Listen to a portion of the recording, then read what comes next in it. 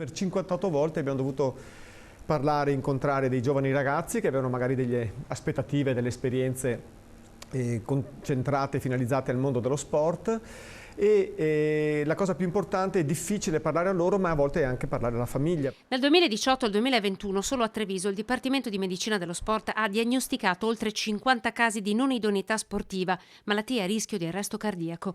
In questo numero non sono compresi addirittura i casi seguiti dal Dipartimento che lavora a livello provinciale tra Castelfranco, Motta di Livenza, Montebelluna e Vittorio Veneto.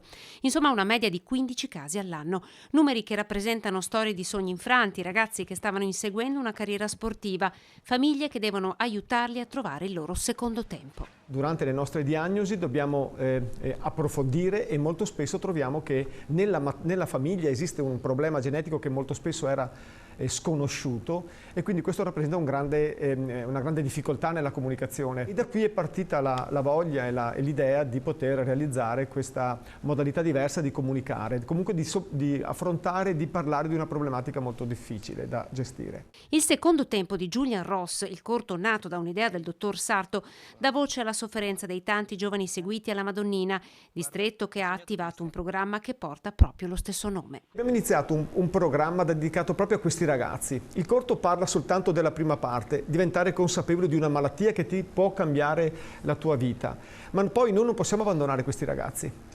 Non possiamo abbandonarli, dobbiamo prendercene carico. In un certo punto Lorenzo stava correndo con uno strumento addosso, lì stavamo facendo dei test per capire cosa può fare da quello che non può fare considerata il suo stato clinico. La regia di Matteo Beraldo con uno strepitoso Fabio Sartor. Il corto, dopo la mostra del cinema di Venezia, potrebbe a breve essere proiettato anche in diverse scuole trevigiane. Abbiamo ricevuto invece più che complimenti che non ci interessavano, un riscontro a livello emotivo da parte delle persone che sentivano proprio questa storia.